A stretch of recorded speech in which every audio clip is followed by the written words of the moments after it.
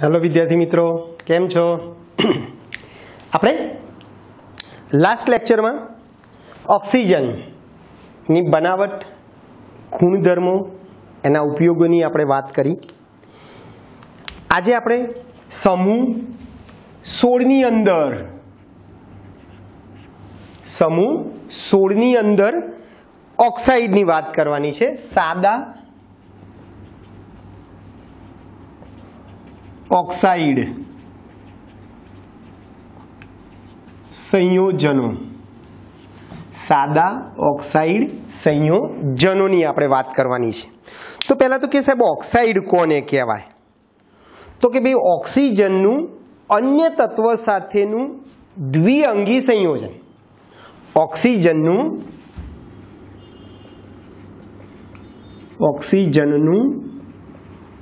અન્ય તત્વ સાથેનું દ્વિઅંગી સંયોજન ને શું કહીશું ભાઈ? આપણે ઓક્સાઇડ કહીશું.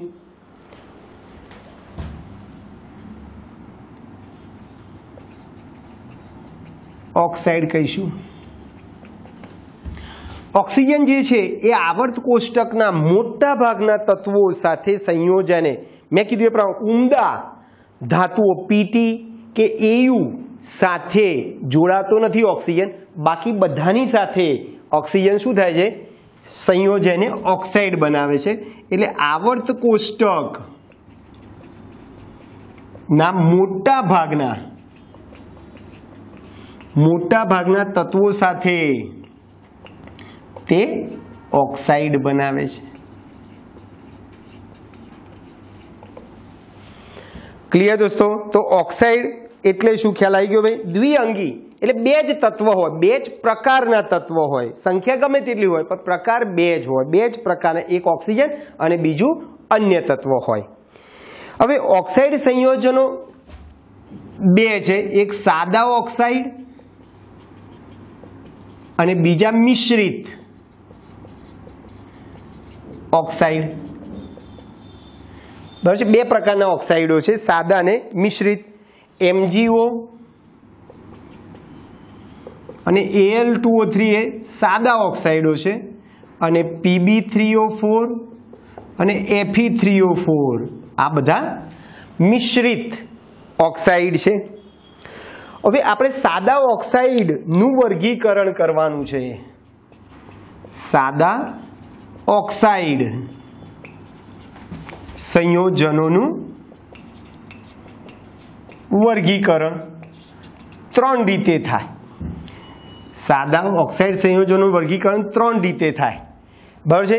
એક એસિડિક ઓક્સાઇડ, બીજો બેઝિક ઓક્સાઇડ, ત્રીજો તટસ્થ બી કહેવાય અને ચોથો બી પાડવો હોય તો ઉભય ગુણધર્મી.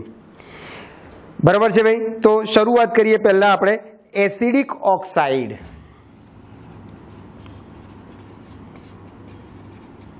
Acidic oxide. ચલો, એસિડિક ઓક્સાઇડ કોને કહેવાય? તો સાવ સિમ્પલ છે. જે ઓક્સાઇડ પાણી સાથે પ્રક્રિયા કરી એસિડ બનાવે એને એસિડિક ઓક્સાઇડ કહીશું. જે ઓક્સાઇડ પાણી સાથે પ્રક્રિયા કરીને શું બનાવે છે ભાઈ? એસિડ બનાવે છે. તેવા ઓક્સાઇડને આપણે એસિડિક ઓક્સાઇડ કહીશું.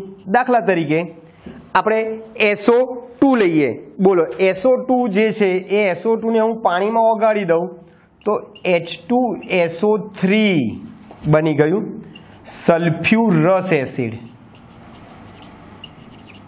બોલો, આ ઓક્સાઇડ પાણી સાથે પ્રક્રિયા કરીને એસિડ બનાવે છે. એનો કે આ SO2 કેવો ઓક્સાઇડ કહેવાય ભાઈ?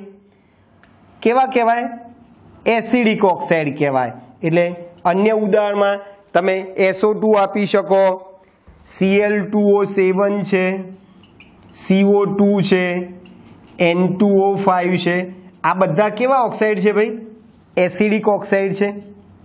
મોટા ભાગે સામાન્ય રીતે અધાતુ તત્વો જે છે, જો આ સલ્ફર છે, ક્લોરીન છે, કાર્બન છે, નાઇટ્રોજન છે, આ બધા અધાતુ તત્વો છે।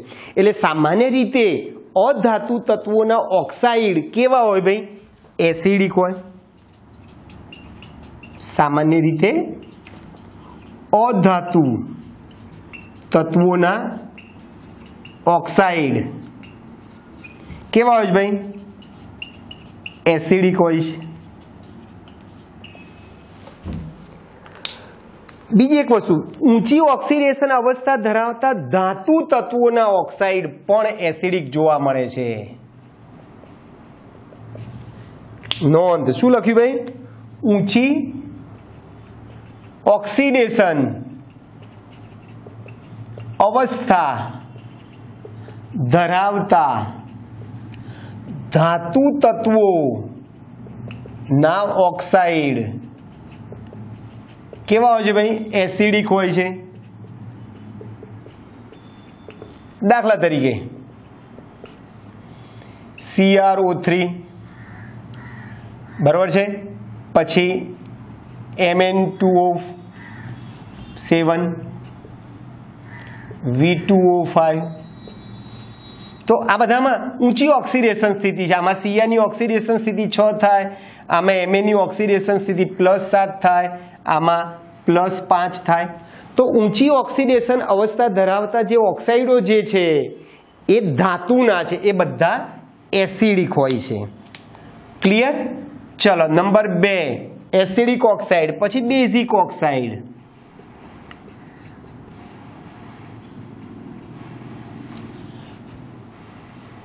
ચલો બેઝિક ઓક્સાઇડ, બેઝિક ઓક્સાઇડમાં આપણે શું કરીશું ભાઈ? તો કે ભાઈ આની જેમ જ જે ઓક્સાઇડ પાણી સાથે પ્રક્રિયા કરીને બેઝ બનાવે છે એને બેઝિક ઓક્સાઇડ કહીશું। બરાબર છે? જે ઓક્સાઇડ પાણી સાથે પ્રક્રિયા કરીને શું બનાવે છે ભાઈ? બેઝ બનાવે છે, બેઝ બનાવે છે તેવા ઓક્સાઇડને બેઝિક ઓક્સાઇડ કહીશું। દાખલા તરીકે CaO વત્તા પાણી ગિવિંગ CaOH ટ્વાઇસ, તો આ બેઝ છે બરાબર। Na2O વત્તા H2O 2NaOH, તો આ NaOH બેઝ છે, CaO ટ્વાઇસ બેઝ છે। તો આ બધા પાણી સાથે, આ ઓક્સાઇડ પાણી સાથે પ્રક્રિયા કરીને બેઝ બનાવે છે। એનો અર્થ કે આ CaO, Na2O બરાબર, K2O, આ બધા ઓક્સાઇડ કેવા હશે ભાઈ? તમારા બેઝિક ઓક્સાઇડ હોય। બરાબર છે? ઉદાહરણ તમે કીધું એ પ્રમાણે BaO બરાબર છે, K2O, આ બધા બેઝિક ઓક્સાઇડ છે। હવે સામાન્ય રીતે જો આ કેલ્શિયમ, સોડિયમ, પોટેશિયમ, બેરિયમ આ બધી ધાતુઓ છે, એટલે સામાન્ય રીતે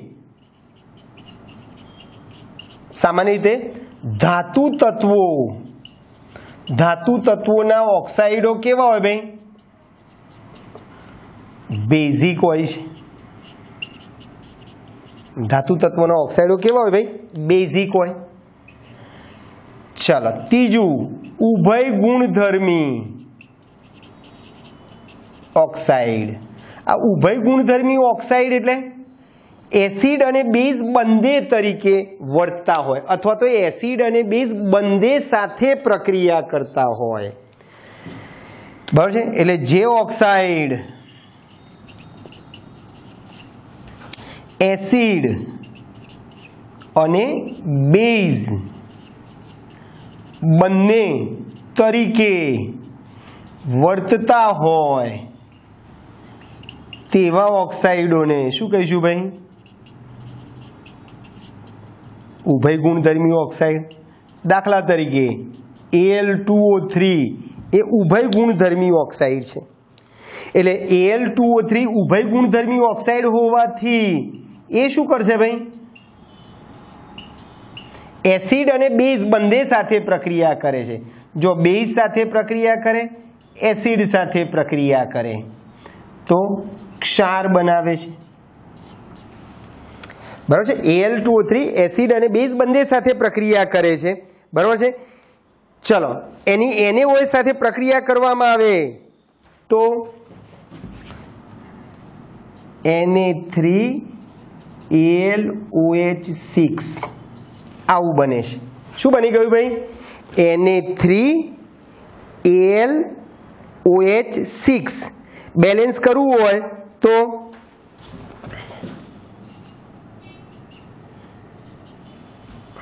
બરાબર. ચલો તો બેઝ સાથે પ્રક્રિયા કરે છે, એસિડ સાથે પ્રક્રિયા કરશે તો શું થશે ભાઈ? તો આવું બને છે AlH2O6Cl3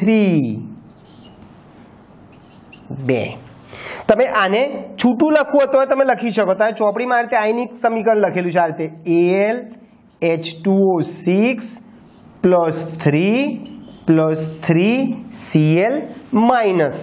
આમ પણ તમારે લખવું હોય તો તમે લખી શકો છો. ક્લિયર ભાઈ? એટલે એસિડ અને બેઝ બંને તરીકે વર્તે તો એને શું કહીશું ભાઈ આપણે? ઉભય ગુણધર્મી અને તટસ્થ.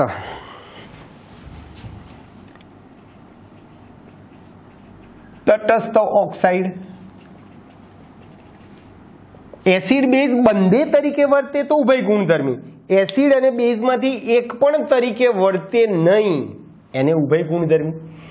એટલે જે ઓક્સાઇડ એસિડ કે બેઝ તરીકે વર્તતા નથી તેવા ઓક્સાઇડને બરાબર તટસ્થ કહીશું. દાખલા તરીકે CO છે, NO છે, N2O છે વગેરે વગેરે. બરાબર છે? CO, NO, N2O વગેરે. ક્લિયર દોસ્તો? તો આ થઈ ગયા તમારા ઓક્સિજનના ઓક્સાઇડો. બરાબર છે? ઓક્સાઇડો છે બધા. ઓકે. ચલો પછી આપણે જઈએ ઓઝોન તરફ.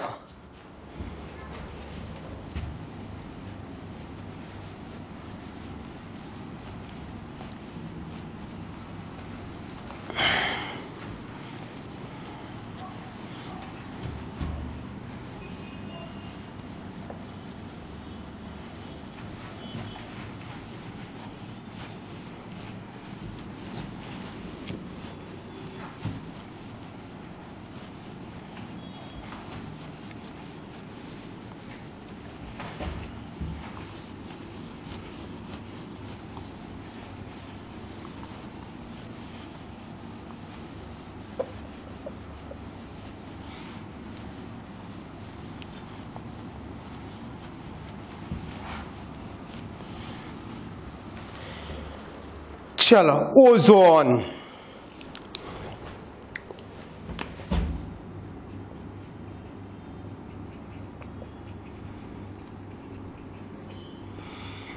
ओजोन ए ऑक्सीजन अपर रूप है. ए ऑक्सीजन शू है भाई? अपर रूप है. बराबर. એ ખૂબ જ પ્રતિક્રિયાત્મક છે. તે ખૂબ જ પ્રતિક્રિયાત્મક છે એટલે ખૂબ જ સક્રિય છે. દરિયાની સપાટી ઉપરથી 20 કિલોમીટર ઉપર 20 કિલોમીટર ઉપર શું થાય છે? ઓઝોન બને છે ઓક્સિજનમાંથી. 3O2 માંથી 20 કિલોમીટર ઊંચાઈએ શું બને છે ભાઈ? O3 બને છે. અને પરિણામે ઓઝોનના શું આવે છે ભાઈ? પડ લાગે છે. અને એ ઓઝોનના પડને કારણે સૂર્યના પારજાંબલી કિરણો પૃથ્વી ઉપર આવતા નથી અને પરિણામે આપણને પારજાંબલી કિરણોથી આપણને રક્ષણ મળે છે ઓઝોનના વાદળોને કારણે. એટલે દરિયાની સપાટીથી 20 કિલોમીટર ઊંચાઈ ઉપર O2 માંથી આપમેળે O3 માં રૂપાંતર થાય છે. એટલે આપણે O2 ની બનાવટ જોવી હોય, સોરી O3 ની બનાવટ, તો એક જ છે, આ જ, બરાબર છે. પણ આપણે અહીંયા પ્રયોગશાળામાં બનાવવો હોય તો ઓક્સિજનના શુષ્ક પ્રવાહને, ઓક્સિજનના શુષ્ક પ્રવાહને ધ્વનિહીન, શું કીધું ભાઈ? ધ્વનિહીન વિદ્યુત વિભાર માંથી પસાર કરતા આપણને 10% O3 મળે છે. શું મળે છે ભાઈ? 10% O3 મળે છે. આ રીતે 3O2 માંથી 2O3, O3 એટલે ઓઝોન, બરાબર છે ભાઈ. આ પ્રક્રિયા જે છે ઉષ્મા શોષક છે. ડેલ્ટા H 142 કિલો જૂલ પ્રતિ મોલ. પ્રક્રિયા કેવી છે ભાઈ? ઉષ્મા શોષક છે, બરાબર. એટલે તમારે કે કોઈ કહે સાહેબ આ ધ્વનિહીન વિદ્યુત વિભારનો ઉપયોગ કેમ કરવામાં આવે છે? તો આ જે O3 જે છે એ O3 નું વિઘટન ન થાય એટલા માટે આપણે ધ્વનિહીન વિદ્યુત વિભારનો ઉપયોગ કરીએ છીએ, બરાબર છે. એટલે ઓઝોનનું વિઘટન થતું અટકાવવા માટે, O3 નું વિઘટન થતું અટકાવવા માટે ધ્વનિહીન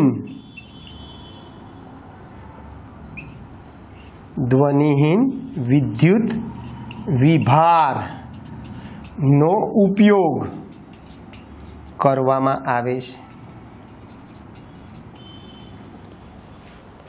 બરાબર છે ભાઈ. તો આ O3 ની બનાવટ થઈ ગઈ.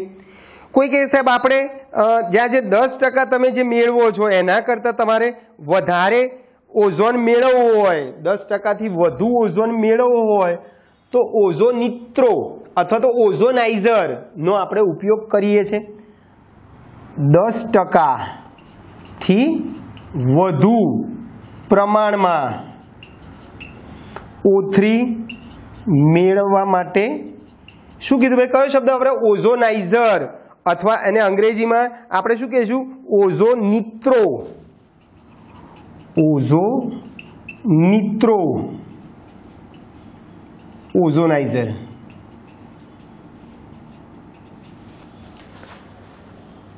વાપરવામાં આવે છે.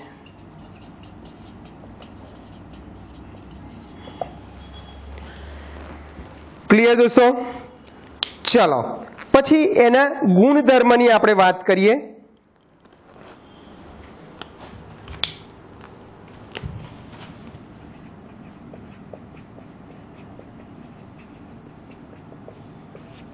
તો ઓઝોન જે છે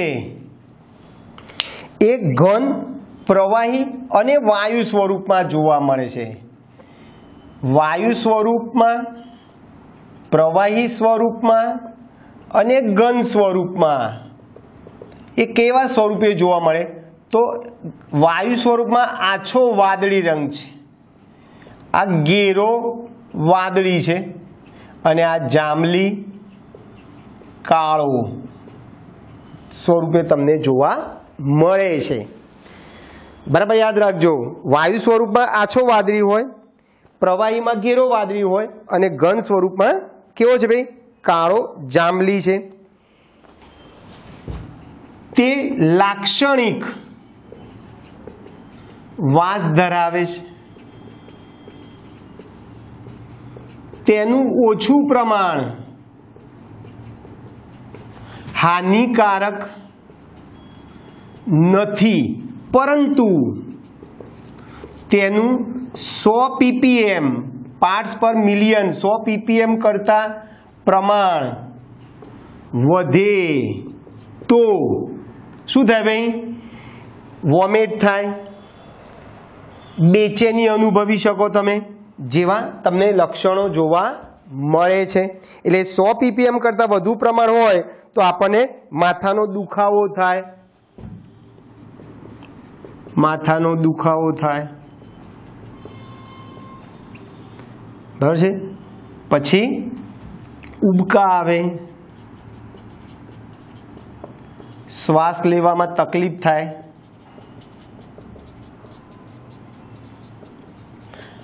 જેવા લક્ષણો જોવા મળે છે। એટલે ઓછું પ્રમાણ હોય ત્યાં સુધી વાંધો નથી, પણ જો એનું પ્રમાણ 100 ppm કરતાં વધી જાય તો આવી તકલીફો તમને જોવા મળે છે। હવે આ જે O2 કરતાં O3 ઓછો સ્થાયી છે, ઓછો સ્થાયી હોવાથી એનું શું થાય, O3 માંથી પાછો O2 માં રૂપાંતર થઈ જાય। એટલે આપણે આ જે પ્રક્રિયા જે લખી હતી એના કરતાં ઊંધી પ્રક્રિયા। એટલે O3 માંથી શું થઈ જશે ભાઈ, પાછો O2 થઈ જાય છે।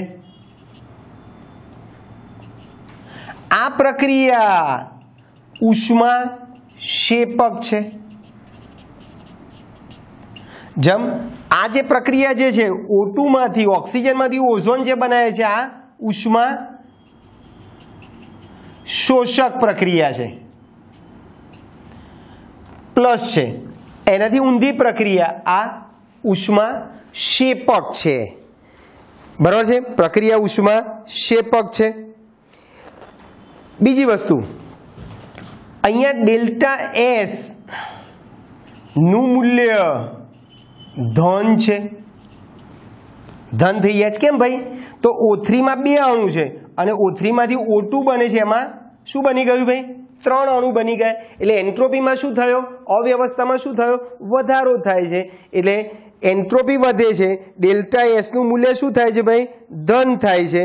આથી પેલું સૂત્ર યાદ હોય તો ડેલ્ટા જી બરાબર delta H minus T delta S મુજબ ડેલ્ટા જી નું મૂલ્ય ઋણ મળે, બરાબર છે, ઋણ મળે। અને ઋણ મળે તો પ્રક્રિયા આપમેળે થાય છે। એટલે O3 માંથી O2 માં રૂપાંતર આપમેળે થાય છે એમ તમે કહી શકો છો, બરાબર છે। એટલે વિઘટન સરળતાથી થઈ જાય છે, O3 માંથી O2 માં વિઘટન થઈ જાય છે ભાઈ। ચલો પછી લખાણ સંબંધિત પ્રશ્ન આવો છે 7.18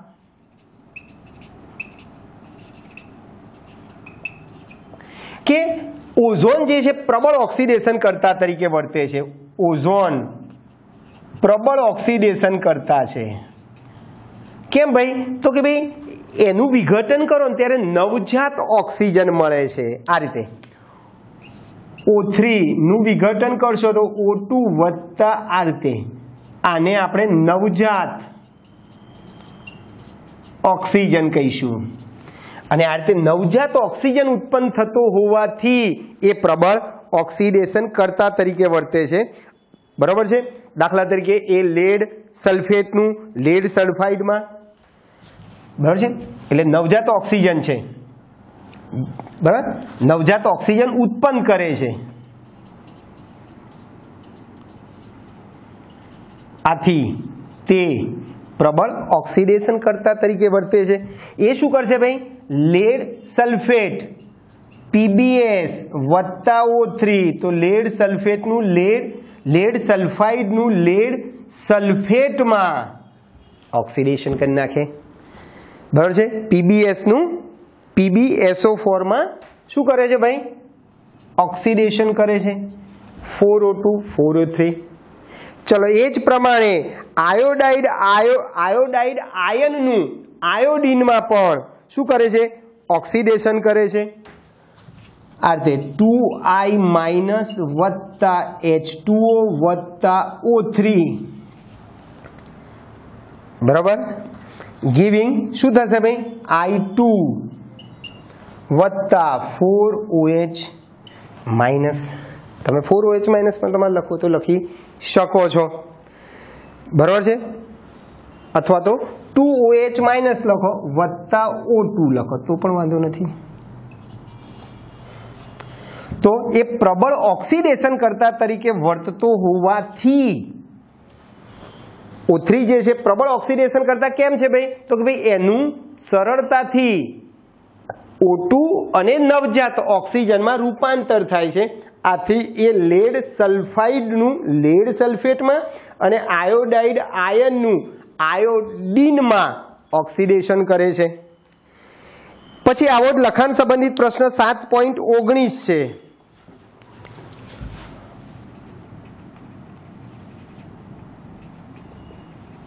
કે O3 નું જથ્થાત્મક માપન કેવી રીતે કરાય?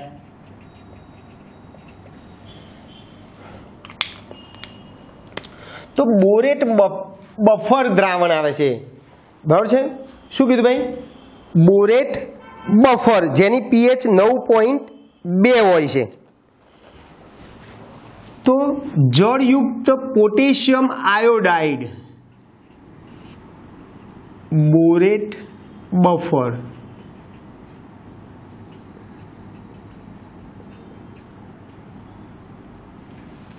શું કીધું ભાઈ? આપણે જે બોરેટ બફર જે છે જેની pH આપણે કીધી એ પ્રમાણે 9.2 છે, તો એ 9.2 pH ધરાવતા બોરેટ બફરની આપણે શું કરીશું ભાઈ? પોટેશિયમ આયોડાઇડ માં વધુ પ્રમાણ સાથે પ્રક્રિયા કરીએ તો એમાંથી શું થાય ભાઈ? આયોડીન છૂટું પડે છે. આમાંથી આયોડીન છૂટું પડે છે અને પછી એની સોડિયમ થાયોસલ્ફેટ સાથે પ્રક્રિયા કરીને એનું અનુમાપન કરવામાં આવે છે અને એ પ્રમાણે એનો ઓઝોન કેટલો વપરાય છે એ તમને ખ્યાલ આવે છે, બરોબર છે. એટલે બોરેટ બફર યુક્ત આ વધુ પ્રમાણમાં પોટેશિયમ આયોડાઇડમાંથી આપણે આયોડીન મેળવીએ છીએ અને એ આયોડીનની તમે સોડિયમ થાયોસલ્ફેટ સાથે અનુમાપન કરીને તમે ઓઝોનનું જથ્થાત્મક માપન કરી શકો છો. જથ્થાત્મક માપન કરી શકો છો. હવે આપણે અગાઉ બી વાત કરી એ પ્રમાણે કે ભાઈ આ ઓઝોનનું જે ક્ષયન થાય છે, ક્ષયન થવાનું કારણ શું? O3 ના ક્ષયનના કારણો 2 છે. એક, સુપરસોનિક જેટ વિમાન જે આવે છે એ સુપરસોનિક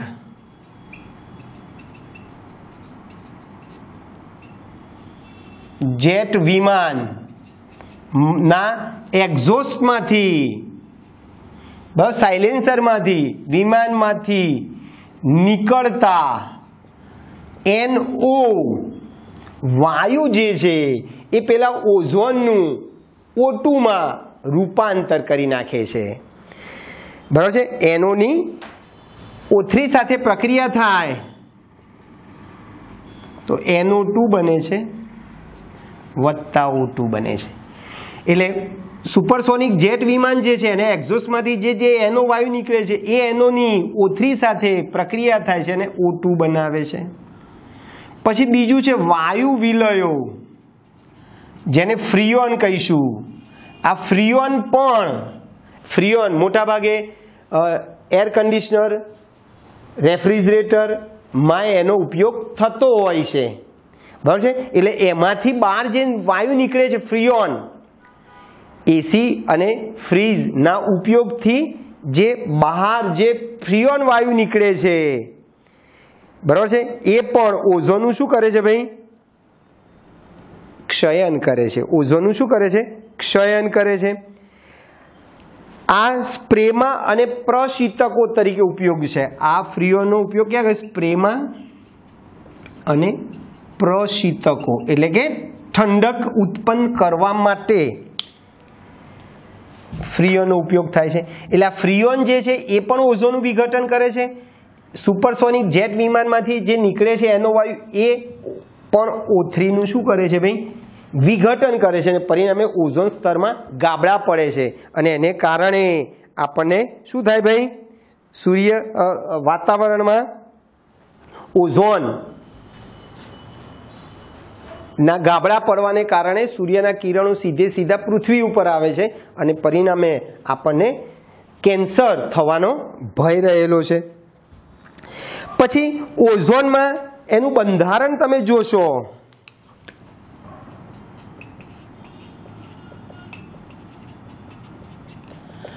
તો એમાં બંને બંધ સરખા છે. જો એક એકલ બંધ છે, એક દ્વિબંધ છે.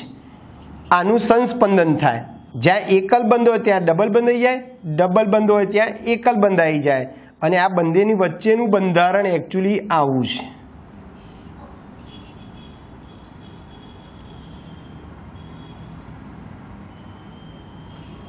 એટલે ઓઝોનમાં જે બંને ઓ બંધ જે છે એ સરખા છે. એની બંધ લંબાઈ 128 છે. આ બંધ લંબાઈ 128 પિકોમીટર છે અને બંધ કોણ 117 ડિગ્રી છે. 128 પિકોમીટર. એટલે યાદ રાખો, ઓઝોનમાં સંસ્પંદનને કારણે, ખરેખર તો સંસ્પંદનને કારણે બંને શું થઈ ગયા છે ભાઈ? બંધ કેવા બને છે ભાઈ? સરખા થઈ જાય છે. અને બંધ કોણ તમને કેટલો દેખાય છે? 117. અહીંયા 2 ઇલેક્ટ્રોન યુગ્મ, અહીંયા 1 ઇલેક્ટ્રોન યુગ્મ અને અહીંયા 3 ઇલેક્ટ્રોન યુગ્મ. એટલે જ્યાં એકલ બંધ છે ત્યાં 3 ઇલેક્ટ્રોન યુગ્મ, ડબલ બંધ છે ત્યાં 2 ઇલેક્ટ્રોન યુગ્મ અને વચ્ચેના ઓક્સિજન ઉપર 1 ઇલેક્ટ્રોન યુગ્મ તમને જોવા મળે છે. ક્લિયર? તો આ થઈ ગયું તમારા O3 ઓઝોનનું બંધારણ. બરાબર છે. હવે એના ઉપયોગોની થોડીક વાત કરી લઈએ.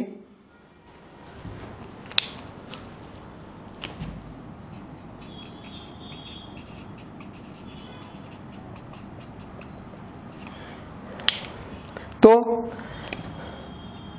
જીવાણુનાશક તરીકે, સંક્રમણ હારક તરીકે, પછી હાથીદાંત લોટમાં રંગ દૂર કરવા માટે વિરંજક તરીકે. બરાબર છે. એનો ઉપયોગ આપણે ક્યાં કરીએ છીએ ભાઈ? ફરીથી, એક તો જીવાણુનાશક તરીકે, સંક્રમણહારક તરીકે, બરાબર છે. પછી હાથીદાંત, તેલ, લોટ, સ્ટાર્ચ, તેલ,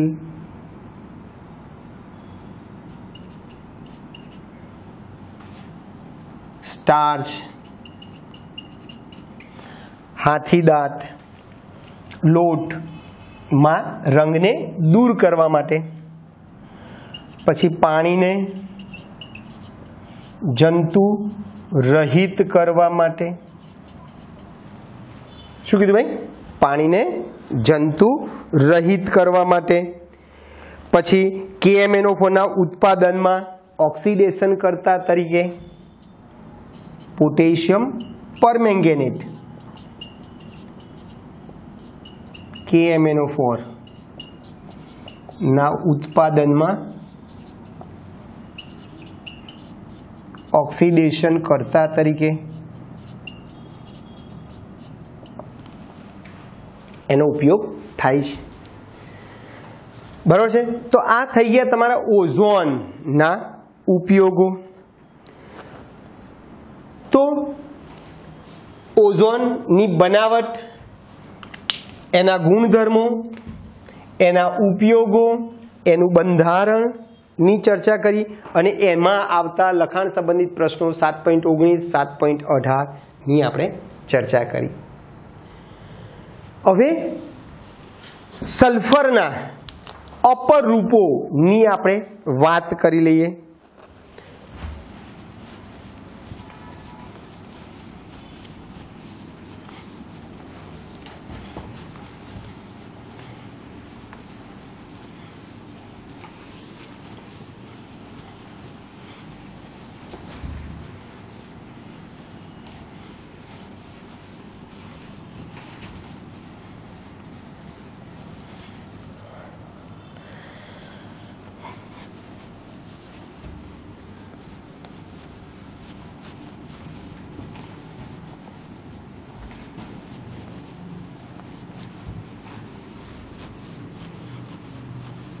જેમ આપણે ફોસ્ફરસના અપરૂપો જોઈ ગયા, 3 હતા, સફેદ, લાલ અને કાળો ફોસ્ફરસ હતા ને, એ જ પ્રમાણે સલ્ફરના અપરૂપો 2 છે, રોમ્બિક અને મોનોક્લિનિક. કદાચ તમે 10મા ધોરણમાં ઓલરેડી ભણી ચૂકેલા છો, બરોબર છે. ચાલો,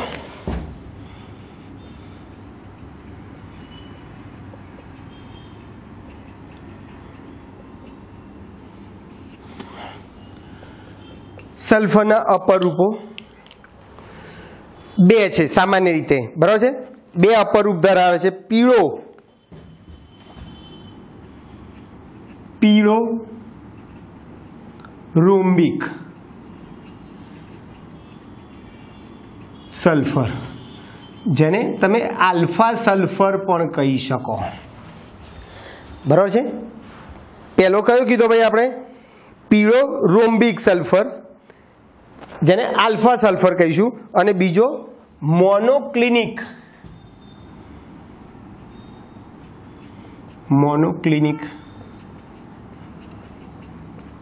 સલ્ફર, જેને બીટા સલ્ફર કહીશું આપણે. તો સલ્ફરના અપરૂપો કેટલા છે ભાઈ? 2 છે. કયા 2 કીધા ભાઈ? એક રોમ્બિક સલ્ફર, એ પીળા રંગનો છે એટલા માટે આપણે પીળો શબ્દ વાપરે, ના લખો તો એ વાંધો નથી, એટલે તો રોમ્બિક સલ્ફર છે, અને બીજો મોનોક્લિનિક સલ્ફર છે. ચલો, ઓરડાના તાપમાને બંને કેવા છે ભાઈ?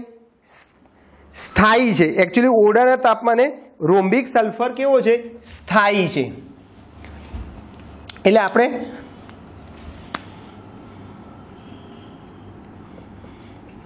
રોમ્બિક સલ્ફર આ ઓરડાના તાપમાને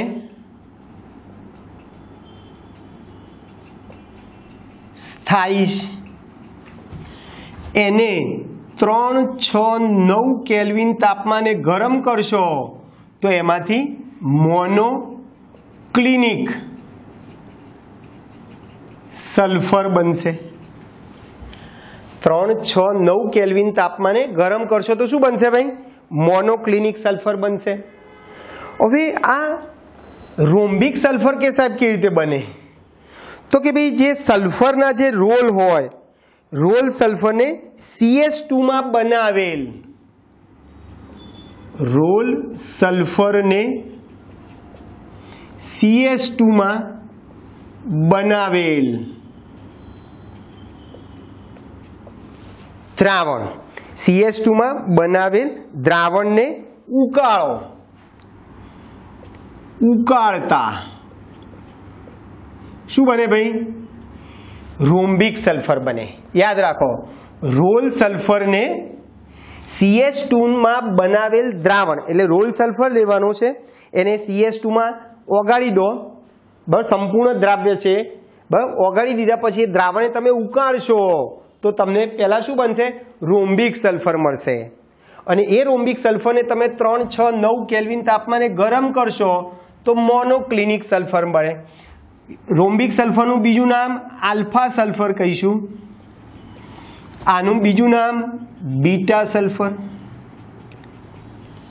ચલો, બંનેના ગુણધર્મ લઈ લઈએ આપણે, બંનેના ગુણધર્મની આપણે ચર્ચા કરી લઈએ. તો આ કીધું ઓરડાના તાપમાને શું છે ભાઈ? તે ઓરડાના તાપમાને સ્થાયી છે, પીળા રંગનો છે,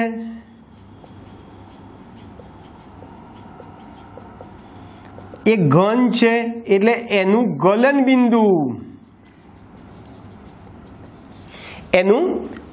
બિંદુ તમે 385.8 કેલ્વિન જોવા મળે છે. તેની વિશિષ્ટ ઘનતા 2.06 છે. તે પાણીમાં કેવો છે ભાઈ? અદ્રાવ્ય છે. પરંતુ કાર્બનિક દ્રાવકોમાં જેવા કે બેન્ઝીન છે, આલ્કોહોલ છે, ઈથર છે,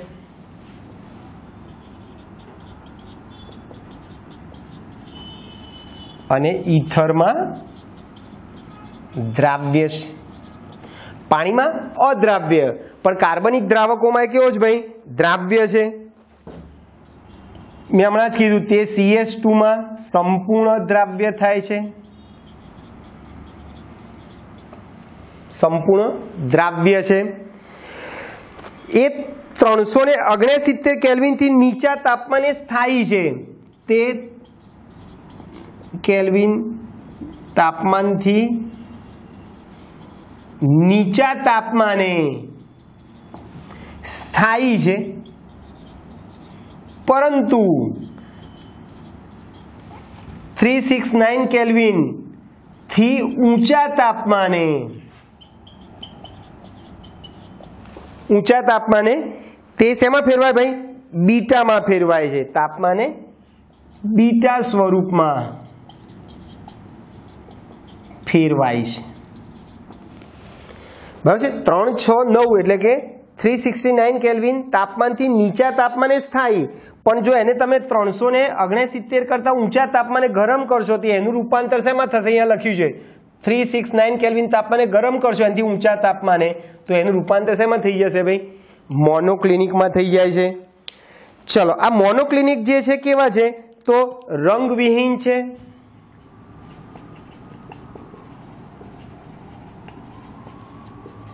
તે સોયાકાર સ્ફટિક સ્વરૂપે જોવા મળે છે. બરાબર છે. ચલો,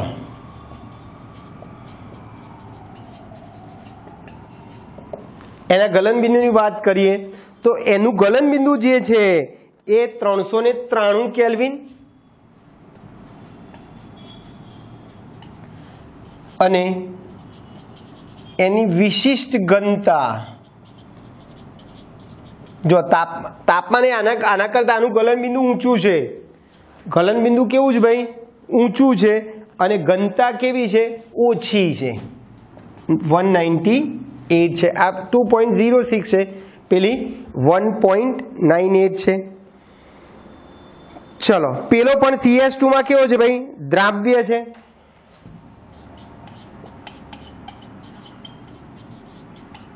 CH2 માં દ્રાવ્ય છે. હવે આનાથી ઊંધી વાત કરવાની છે. બરોબર છે કે તે 369 તે કેલ્વિન થી ઊંચા તાપમાને કેવો છે ભાઈ? સ્થાયી છે, પરંતુ 369 કેલ્વિન થી નીચા તાપમાને આલ્ફા સ્વરૂપમાં ફેરવાય છે.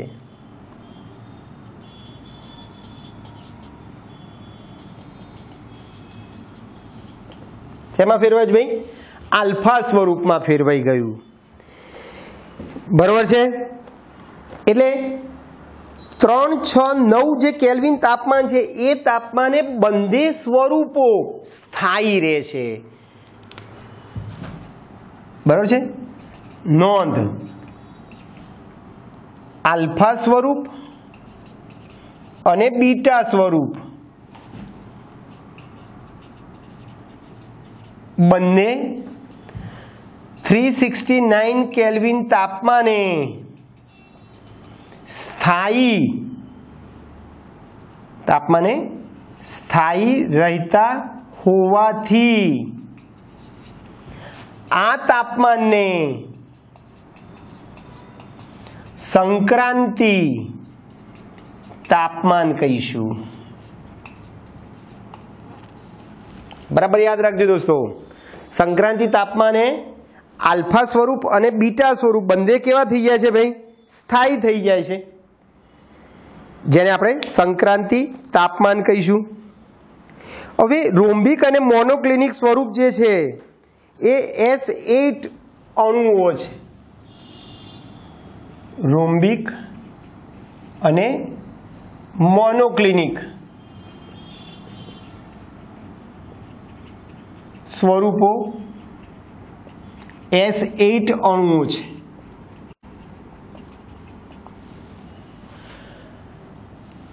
બરાબર છે। મુગટ અને ચેર સ્વરૂપે, દાખલા તરીકે આ રીતે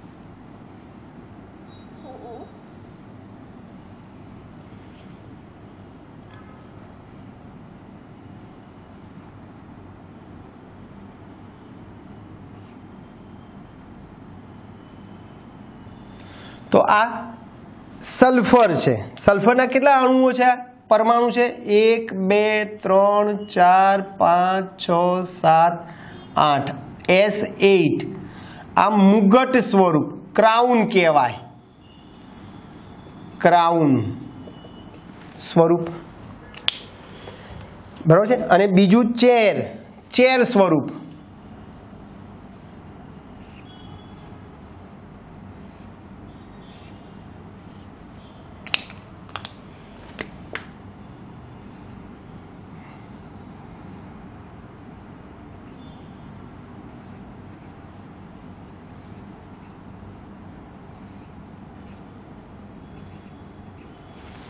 आ चेर स्वरूप है S6 बराबर है, S6। हवे आमां बंध कोण जे छे 107 छे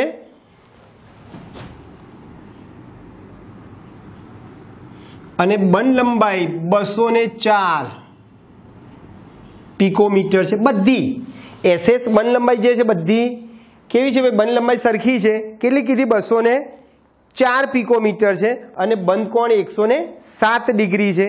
ज्यारे आमां 205.7 पिकोमीटर बंध लंबाई छे अने बंध कोण 102.2 डिग्री,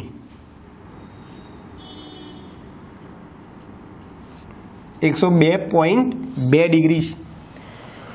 तो आ सल्फरना बे अपर रूपो जे छे, पीळो अने पीळो एटले रोम्बिक अने मोनोक्लिनिक छे। बराबर छे। S8 अने S6 ना बे आपणे स्वरूपो दोरी दीधा छे। एटले सल्फरना अपर रूपोमां लगभग 6 थी शरू करीने लगभग 20 जेटला परमाणु धरावता अपर रूपो તમે જોઈ શકશો। એટલે 6 થી 20 સલ્ફર ના પરમાણુઓ ધરાવતા અણુ હોય છે એના અપર રૂપોમાં। ઊંચા તાપમાને लगभग 1000 केल्विन तापमाने ते S2 स्वरूपे जोवा मळे छे।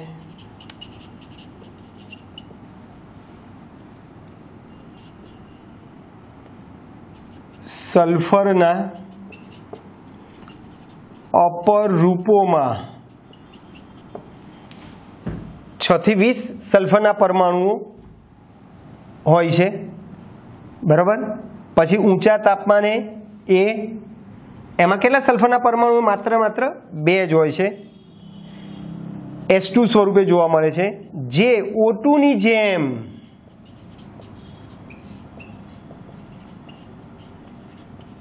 केवुं छे भाई, अनुचुंबकीय छे। अनुचुंबकीय छे एनो अर्थ शुं थाय भाई, एमां अयुग्मित इलेक्ट्रॉन होय छे। बराबर छे। एटले तमने आवो कोयडो 7.12